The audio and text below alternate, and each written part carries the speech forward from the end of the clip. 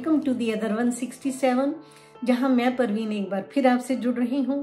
बात है उस समय की जब वियतनाम में सिविल वॉर चल रही थी। एक साइड के लोगों की मदद करने के लिए अमेरिका ने अपनी सेना भेजनी शुरू कर दी थी। उस खास दिन अमेरिकन सेना एक घने जंगल और पहाड़ी प्रदेश में रुकी हुई थी कि अचानक वियतनामी सेना ने भारी हमला बोल दिया। हमला इतना घातक था कि एक को छोड़कर सारे अमेरिकन सैनिक मारे गए। अब उस सैनिक के पास अपनी जान बचाकर भागने के अलावा कोई चारा नहीं था। आसपास उसने नजर दौड़ाई तो कुछ दूरी पर पहाड़ी गुफाएं दिखाई दी। वो बचते बचाते किसी तरीके से उस गुफा में पहुंचा और अपने आप को वहां छिपा लिया। लेकिन उसे मालूम था कि कुछ ही समय में वियतनामी सैनिक वहां पहुंच जाएंगे। वो मन ही मन गिड़गिड़ा के दुआ करने लगा, हे परमेश्वर, आज मुझे बचा ले। अगर मैं उनके हाथ लग गया तो न जाने मेरा क्या हाल करेंगे। कुछ ही देर में उसने देखा कि गुफा के सामने एक मकड़ी जाला बुन रही थी। वो बड़ी मुस्तैदी से जाला बुनने में लगी हुई थी।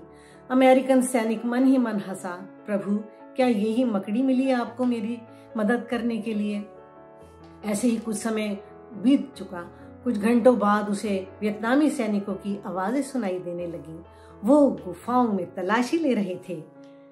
धीरे धीरे वह आवाजें उसके नजदीक आने लगीं और उसके गुफा के सामने आके आगे निकल गईं। ऐसा महसूस होता है कि वियतनामी सैनिकों ने जब गुफा के सामने एक बड़ा जाला देखा तो उन्हें लगा कि इस गुफा में शायद बरसों से कोई नहीं गया होगा, इसकी तलाशी लेना बेकार था। अमेरिकी सैनिक ने घुटनों के बल झुककर परमेश्वर का धन्यवाद किया।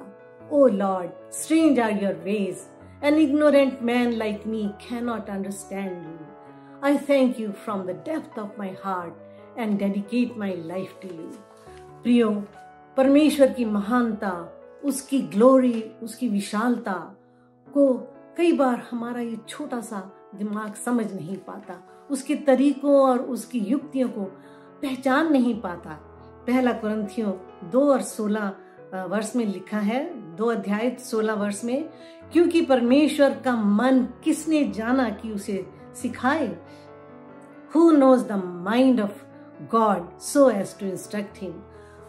लेकिन अगर आप परमेश्वर के तलबगार हैं, उसे जानना चाहते हैं, पहचानना चाहते हैं, तो निराश ना हो, क्योंकि इस वर्ष के आगे ही लिखा है, But we have the mind of Christ. लेकिन हमें यीशु का मन दिया गया है। कितनी बड़ी बात है।